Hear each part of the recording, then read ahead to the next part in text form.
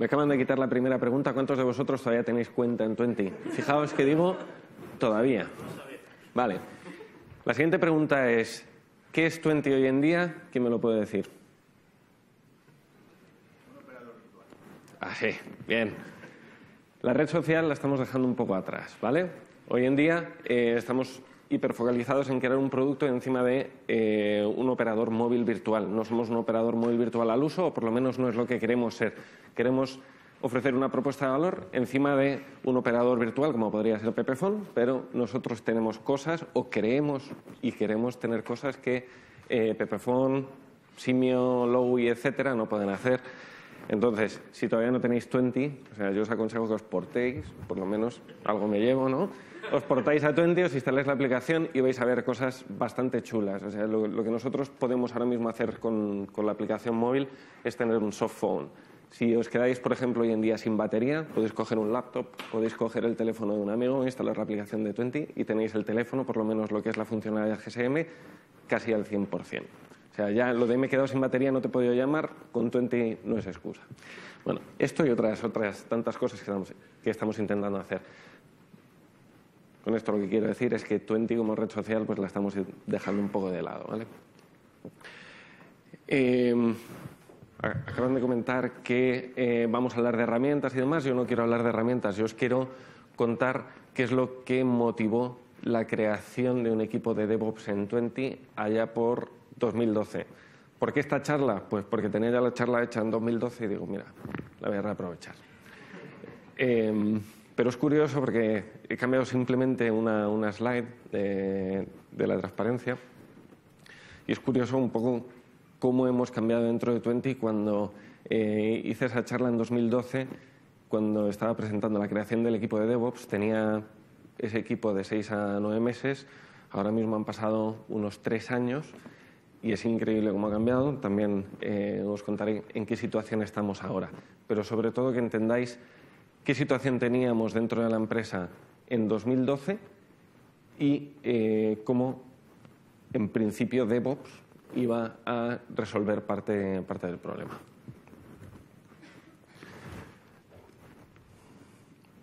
Bueno, el disclaimer es, sobre todo, estamos viendo una presentación de 2012 con una slide cambiada y 2, esto nos sirvió a nosotros en Twenty. Eso no significa que os sirva a vosotros necesariamente. Que esto es lo de no silver bullet. Vale. Vamos a hablar de qué es lo que lo motivó, qué responsabilidades asumió el equipo de DevOps en aquel entonces, cuál fue la estructura de ese equipo, el estado actual de 2012 cuando hice esa presentación y actual ahora de 2015 y un poco de la visión y el hacia dónde vamos. Vale. En Twenty, en aquel entonces éramos alrededor del equipo de tecnología, era alrededor de unas 100 personas, hoy somos 75 y estábamos focalizados en sacar funcionalidad de forma constante. Esto hizo que algunos esfuerzos o algunas áreas, como fueron los entornos de desarrollo, pues no recibieran el cariño que necesitaban desde mi punto de vista. Para sacar una nueva funcionalidad, crear una nueva feature, se depende de varias infraestructuras. Para hacer un desarrollo, pues necesitas tu entorno de desarrollo, tu entorno de test. Eso en algún momento tiene que pasar por un sistema de integración continua que ya teníamos en aquel entonces y tiene que acabar en producción, ¿vale? Con una gestión de release. El tema es que ninguna de estas piezas que acabo de mencionar, ni la integración continua, ni el entorno de desarrollo, ni ninguna de las piezas alrededor funcionaban como debían de funcionar, o sea, tendían a fallar en vez de tender a funcionar bien. Y lo peor de todo es que un desarrollador, en el momento que algo fallaba, no sabía a quién acudir. Entonces teníamos varios equipos, pues un equipo que se encargaba del framework de testing, un equipo que se encargaba del entorno de preproducción, que era el equipo de sistemas, un equipo de herramientas de desarrollo que se encargaba en principio de cómo se construía el software, cómo se hacía un build, etc. Un montón de equipos involucrados, un desarrollador de API, y cuando digo de API en un equipo de 100 personas, pues sobre todo si acabas de entrar en la empresa, pues te cuesta saber a quién tienes que acudir para resolver un problema. ¿Vale? Está todo hecho unos zorros. El equipo de Release Management eran 2 tíos que eran los que decidían básicamente si tu rama iba a entrar a poder mergearse a integración y de ahí salir al sitio. Y la realidad es que hacían un poco de policías, porque entonces tú creabas a manubrio tu trabajo de integración continua, aquello pasaba a los tests, resulta que fallaba un test, pero tú sabes que ese test sí es inestable, pero claro, el gestor de la release no sabe que ese test es inestable, y entonces era un poco de, oye, déjame integrar que este test, pues en realidad no está fallando, lo que pasa es que este test es inestable y quiero mergear. Respuesta del Release Management, no me lo creo. No me lo creo porque además acabas de entrar hace 2 meses en la empresa, no me fío de ti, bueno, ni idea. Así que no. Eran básicamente los policías de la release y tenían muy mala fama. Solución, vamos a cambiarles el nombre, pues además en aquel entonces empezaba a hablar mucho de DevOps y tal, pues vamos a llamarlos DevOps, que además el nombre mola, pues, y bueno, pues efectivamente las cosas empezaron a mejorar, pero no solo por el cambio de nombre. Vale. Nacen con un objetivo muy claro, que es ayudar a los desarrolladores a sacar código a producción sin fricción y a la mayor velocidad posible. Os aseguro, y yo estuve ahí, que era un dolor hacer cualquier cosa en Twenty, de verdad. O sea, era ponernos zancadillas a nosotros mismos todo el rato. Vale. 2 personas que eran los antiguos Release Managers, se le añade una persona del equipo de Testing Framework, y ahora os contaré por qué, y una contratación. El perfil de este equipo de DevOps, la visión para mí era muy clara, tenían que ser perfiles 4x4 o lo que se suele llamar por ahí full stack, y de esto podemos hablar y hay opiniones diversas, pero básicamente tenía que ser gente que fuera capaz de programar, de hacer desarrollos y además no un script en Bash, sino que además tenía que ser gente capaz de manejar desarrollos complejos, ser capaces de crear herramientas complejas, o sea, más allá de un script de 10, 20 líneas de shell. Tenían, por supuesto, que saber tanto también de sistemas. Y la razón por la que tienen que ser full stack y se mueve gente desde otros equipos es porque heredan la operación de todo lo que tiene que ver con los entornos de desarrollo desde un punto de vista más amplio. No solo las máquinas virtuales de desarrollo, sino también el sistema de integración continua, el framework de testing, toda esa operación la heredan. De forma que a partir de ahora, en el momento que un desarrollador tiene un problema, me salta una slide. Sabe a quién tiene que ir. Tiene que buscar a un DevOps. Y el DevOps se va a partir el cráneo para resolver el problema. Sea el problema que sea. O sea, que es que intento compilar, vamos a hacer un build, y esto no funciona. ¿A quién busco? A un DevOps. ¿No me funciona el entorno de preproducción? ¿A quién busco? A un DevOps. Oye, resulta que aquí hay un montón de tests inestables porque yo los estoy corriendo y a veces van, a veces no van. ¿A quién busco? A un DevOps. Con esto se centraliza en un único punto el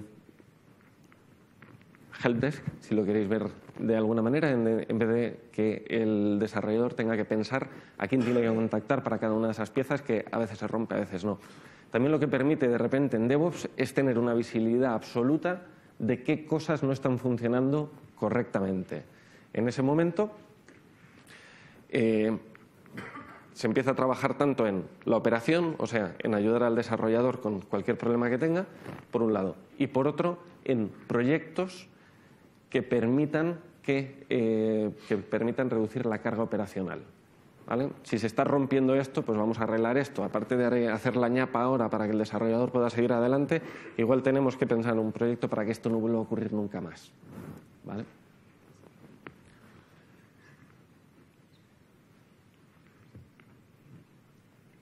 Vale. El futuro. ¿Cómo nos plantamos en 2012? En 2012 ya conseguimos dar un paso adelante y pasar de 2 releases a la semana a 3 releases a la semana. Cuando hablo de releases, sacar código a producción en el sitio web de Twenty. ¿vale? Se reduce muchísimo la fricción entre no me va esto, no me va lo otro, ya está todo mucho más centralizado.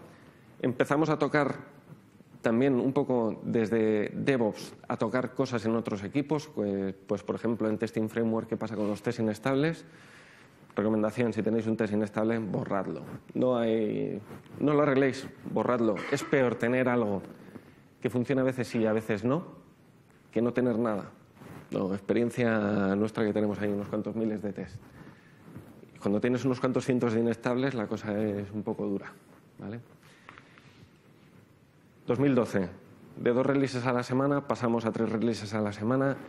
La gente se nota que empieza a ser un pelín más productiva. La motivación fundamental de crear el equipo de DevOps fue producir, que el equipo de desarrollo fuera más productiva, que no hubiera tanta fricción para conseguir sacar algo. Todo el mundo quería desarrollar y no podía. Vale. Ahora os voy a contar cómo nos plantamos en 2015. Desde 2012, creación del equipo de DevOps, 2011 hasta 2015 ha llovido un montón. Y os podría contar un montón de cosas, pero básicamente ese equipo de DevOps ha evolucionado, se ha invertido un montón de esfuerzo en herramientas de automatización y hemos automatizado todo lo que hemos podido. ¿Y cómo estamos ahora? A nivel de releases de servidor, hacemos N releases al día. N. Igual un día es una, pero podemos ir hasta 5 o 6, depende. Mobile Apps. Hemos introducido parte de los cambios de proceso y de tooling que aprendimos en server-side a las aplicaciones móviles. No podemos estar sacando releases de aplicaciones móviles cada pocas horas porque no tiene ningún sentido, pero sí que estamos en una situación en la que decimos, queremos sacar una release, le damos a un botón y empezamos a construir esa release a partir de integración. Novedad, el equipo de DevOps ya no existe. ¿Qué es lo que existe hoy en día? Tenemos un equipo de SRE, no sé si os suenan las siglas, lo hemos copiado de Google, Site Reliability Engineer, y lo que ha ocurrido es que se ha unido el antiguo equipo de sistemas con ese equipo de DevOps, ¿vale? Un poco con la idea también de cross-pollination o de contaminación cruzada de skills y de forma de hacer las cosas. Y han asumido la responsabilidad desde el hierro, en el lado, si queréis, más de producción, hasta la máquina virtual de desarrollo en el otro extremo, ¿vale? Son responsables absolutamente de todo y, por supuesto, de que el sitio esté siempre de pie. Y ahora mismo pues tiene unas 8 personas. La visión, como siempre, es automatizar a tope y eliminar, que es más o menos lo mismo, la operación manual allí donde esté. Parecen cosas evidentes, sorprendentemente pues no lo eran en 20 allá por 2011. Si queréis preguntas, he ido rápido, os puedo contar algo de herramientas. No era la idea, pero os puedo contar algunas de las charlas que damos en 20 en otros lugares. Pues hablan de Flow, que es esta herramienta que orquesta los sistemas de control de versiones por un lado, la integración continua, habla con Jira y es capaz de, ante una petición de desarrollador, de me gustaría mergear este chainset, esto ya no hay que acercarse a nadie y contarle, mira, es que tengo aquí mi bola azul de Jenkins y quiero mergear, pero tengo este test inestable. Esta herramienta hace todo esto de manera automática, ¿vale? Es como hacer una pull request ejecutando los tests antes de mergear y, por supuesto, antes viendo que el merge va a ser un merge limpio, etcétera. Eso es para otra charla, como igual otras tantas. No sé lo rápido que he ido, no sé ni la hora que es. 15 minutos, me he lucido. Te has lucido en velocidad, vamos. Ahora esperemos que las preguntas sean interesantes. ¿Alguna pregunta en la sala? ¿Alguna pregunta? Venga, atreveos. Allí veo una ahí atrás. No sé si quieres micrófono. Hay micrófono, si quieres, para que te escuchen la pregunta. La repito, si quieres. Vale.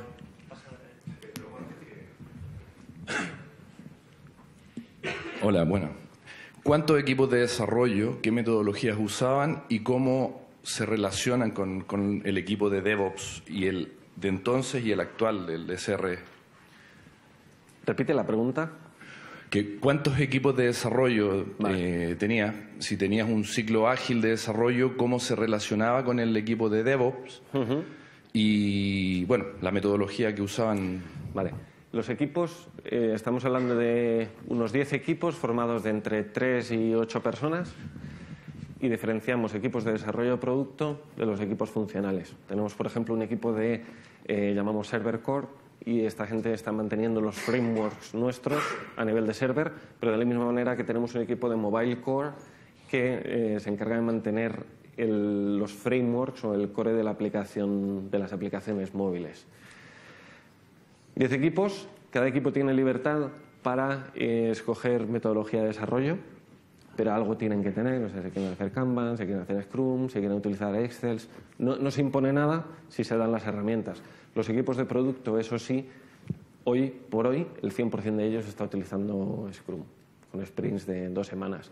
¿Cómo se relaciona esto con SRE? En tiempos, nada. O sea, para sacar cosas fuera es creación de un ticket y Flow, que es una máquina, o sea, una aplicación, se encarga de que eso sea una apisonadora. Va sacando código, lo va mergeando integración, en el momento que queremos le damos un botón, se branchea la rama que tenemos de integración, se crea una release candidate, se corren otra vez los test sobre la release candidate si hiciera alguna falta porque se ha metido algún fix de última hora sobre la release candidate, se pasa a una plataforma de staging donde un subconjunto de usuarios prueban sin saberlo el código que va a subir a producción. Este uso de staging, una de las cosas que fuerzan es que el código siempre tiene que ser retrocompatible. No puedes hacer un cambio en la base de datos y que no sea compatible hacia atrás entre el código que vas a sacar y el código que tienes. Y esto pues fue un trauma en 2012 cuando dijimos que iba a ser así a partir de ahora, pero hoy por hoy pues es algo natural para todo el mundo. Si en staging vigilamos los errores que están ocurriendo en el sitio a través de los loggers, etcétera, para esto estamos utilizando Sentry. En el momento que vemos un error nuevo, pues se habla con el equipo de SRE, el que está encargado de hacer la release, contacta con el equipo de desarrollo, ¿qué pasa con este error? ¿Vamos hacia adelante o no? Y ahí se toma la decisión de sacar release. ¿Respondida? ¿Más preguntas? Ahora bien, aquí adelante. Buenas. Hola. ¿Por cuántas personas está compuesta el equipo de sistemas y cuántas máquinas virtuales o físicas son capaces de gestionar? El equipo de SRE son ahora mismo, yo creo, son 8 o 9, ahí voy, no te lo sé decir exactamente. Máquinas tenemos un porrón. Tenemos un porrón además manteniendo... está grabado, ¿no? No puedo decir lo de la maldita red social. Bueno. Manteniendo la red social, tenemos cientos de máquinas, no llegaremos al millar, pero son cientos de máquinas físicas. Virtualizar, utilizamos máquinas virtuales para pocas cosas hoy en día. Eso sí, los entornos de desarrollo están totalmente virtualizados en los laptops de los desarrolladores con Vagrant, Puppet, etc. Antes que decía que había fricción, varios equipos haciendo cosas en principio medio parecidas, que si la integración continua, o sea, el entorno de testing, otro equipo encargado del entorno de desarrollo y sistemas que se encargan de producción, pues por supuesto, había gente en esos equipos que había oído hablar de Puppet.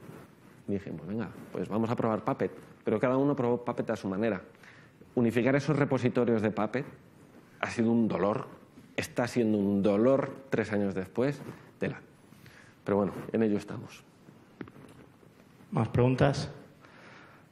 Es que me ha gustado que las 2 preguntas han sido muy técnicas, se han ido mucho al... Dime el número de máquinas, no sé si te habrá alguno pensado en número de despliegues. Has nombrado antes el tema de productividad, el tema de cómo había afectado este cambio. A mí me gustaría, bueno, la productividad va muy ligada al impacto económico en la empresa, en los objetivos, al final, que maximizar beneficios, rendimiento. ¿Cómo ha sido ese impacto, el cambio este que has comentado? Medido, no estamos midiendo a la hora de evaluar a un desarrollador, no medimos ni líneas de código, ni commits, ni nada por el estilo. Medimos cuánto tiempo está el desarrollador sin trabajar. Y en 2011 era bastante tiempo en esperas, bastante tiempo en tengo que esperar a que me arreglen esto, o bastante tiempo buscando a quién es el responsable de este test inestable y ponte a buscar entre 100 personas quién ha sido el último que tú haces el blame, pero resulta que ese test inestable, que de repente es inestable, no ha sido tocado en 1 año y medio. ¿Cómo puede ser de repente inestable? Pues ponte a buscar qué es lo que de repente ha hecho que ese test sea inestable. Lo que hemos medido es el tiempo sin trabajar de un desarrollador. O sea, perdido en fricción con el entorno de desarrollo, test y puesta en producción con las releases. Manteniendo la misma inversión conseguís más rentabilidad de los desarrolladores. Era la idea. Bueno, yo creo que es una buena medida. Está bien saber que hacéis métricas. Podemos hablar largo y tendido de eso. No sé si tenéis alguna pregunta más. ¿Alguien quiere hacer alguna pregunta? No os atrevéis. ¿Estáis dándoos de alta en 20 ahora? Ahí arriba hay una. Daros de alta no vale, hay que portar la línea de móvil.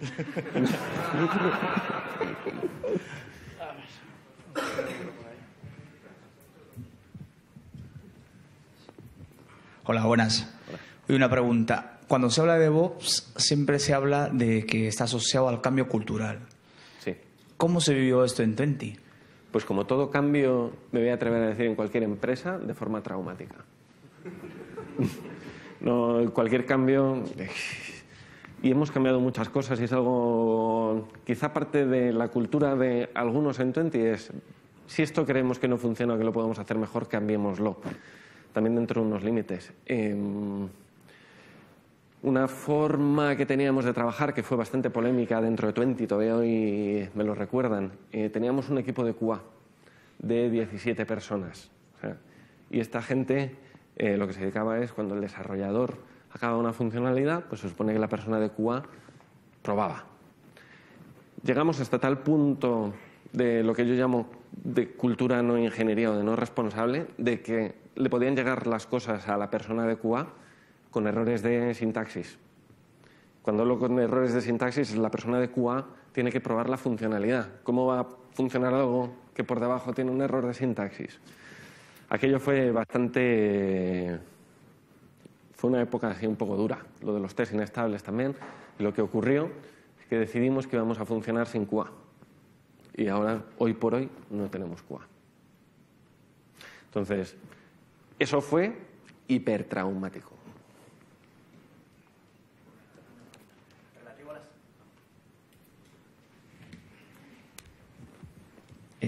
Relativo a las incidencias, ¿no? O sea, hacéis una subida, tenéis todo automatizado, pero surge una incidencia.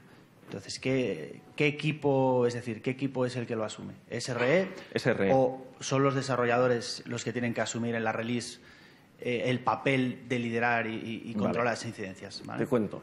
Un Porque poco como SRE no por debajo. conocerá los Todo el mundo detalles. tiene información de en qué estado está la release. En el momento que una rama mía, yo he dicho que quiero integrar, ¿vale? Flow se encarga en el momento de que se crea una release candidate, se crea, pues se me añade de Watcher a los desarrolladores que tienen el commit, tal, unos cuantos. Dentro de los estados de los tickets de release que tenemos en Jira, se avisa cuando el código pasa a staging. El enlace de Vigilance Entry, que no tengas ningún error correspondiente a ti, es parte de la información que tiene el ticket de release, ¿vale? SRE está encima vigilando un poco todo, que la gente se esté enterando de que están apareciendo este tipo de errores. Es SRE el que coordina, no es SRE el que hace todo, ¿vale? Pero SRE sería el que toma la decisión final de pasar algo a producción con ayuda de los equipos de desarrollo, y si hay que hacer un revert, es SRE el que toma la decisión, o también puede ser porque se lo pida un equipo de desarrollo. Es coordinación continua con el equipo de desarrollo. Vale, gracias. Bueno. Otra por ahí. A ver, bueno, empiezan a multiplicarse Ahora las os estáis preguntas. animando. Hola, muy buenas. Parte de la automatización pasa por la estandarización, obviamente, de los sistemas. Y quería saber tú en ti cómo ve en esa pieza la nube pública. Porque ya el primer paso, digamos, de modernizar es precisamente DevOps, pero el siguiente paso y, digamos, el futuro por la nube pública. ¿Cómo lo aborda 20? No lo aborda ahora mismo, pero creo que puede ser el siguiente gran cambio que hagamos. No va a ser a corto, y os cuento por qué no va a ser a corto, porque llevamos un año y pico inmersos en un proyecto de migración de data center que nos está costando la de Dios. Entonces, hasta que volvamos a migrar de infraestructura nos va a costar un poco, pero yo desde luego creo que el futuro está en la nube. Esto suena demasiado utópico ya, ¿no? Pero hace nada Schibsted, que son los de Fotocasa y otras empresillas del grupo, Mil Anuncios, etcétera, están migrando, y si ellos se pueden migrar, que también tienen un porrón de tráfico, desde luego también lo podemos hacer nosotros.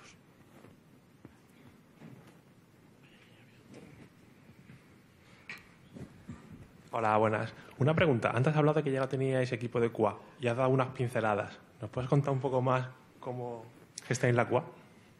Vale. Cuando tomamos una decisión de estas, no es tomar la decisión y ya está, sino hay que ajustar varias tuercas.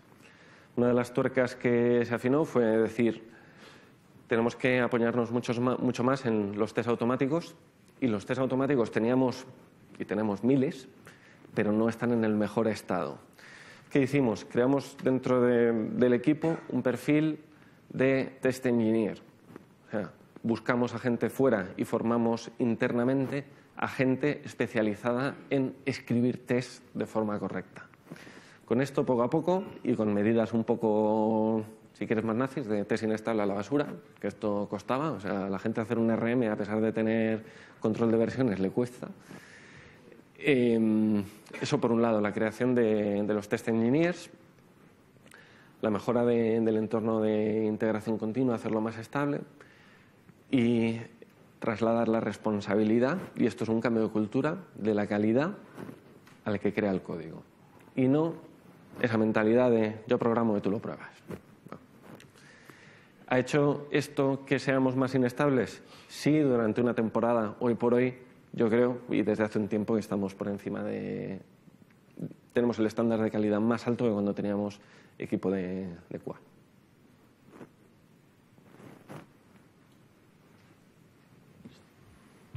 Buenas. Quería saber quién gestiona los módulos de Puppet en vuestro grupo, porque, a ver, en nuestro departamento empezamos con el tema de Puppet y, bueno, no todos los sysadmins saben desarrollar, y para hacer un módulo pues hay que seguir unas pautas, y un compañero puede seguir unas pautas, otro, y después para integrar esto es un poco Cristo. ¿Quién actualiza los módulos? Si son de la comunidad, ¿cuándo? ¿Sabes quién se encarga de esas labores? Y si tenéis algunas buenas prácticas o algo así. Comentarios sobre el equipo de sistemas, desarrolla o no desarrolla. Para mí el desarrollo no es hacer módulos de Puppet. Para mí desarrollo es montar Flow, que es el orquestador este que habla con Gira, con la integración continua, que es capaz de hacer merges, etcétera, y subir código a producción. Eso es para mí un desarrollo. Y te hablo pues fácilmente de 30.000 líneas de código Python, y eso lo gestiona SRE, el antiguo equipo de DevOps. Con respecto a quién hace módulos de Puppet, 90% el equipo de SRE, todo el equipo de SRE, y es cierto pues que empieza uno, pero ya con talleres, formación interna, o por ejemplo Ricardo Bartolomé ha estado varias veces en las conferencias de Puppet perdido por el mundo. Eso con respecto a SRE, que decía 90% SRE. El repositorio de Puppet acepta pull request, y entonces se hace la code review de turno por parte de SRE y se acepta o no se acepta, pero cualquier desarrollador puede hacer una pull request hacia el repositorio de Puppet. Bueno, pues si no hay más preguntas... Ah, ya hay un valiente a última hora. Siempre hay alguien que dice, voy a esperar porque la mía es la killer, vamos.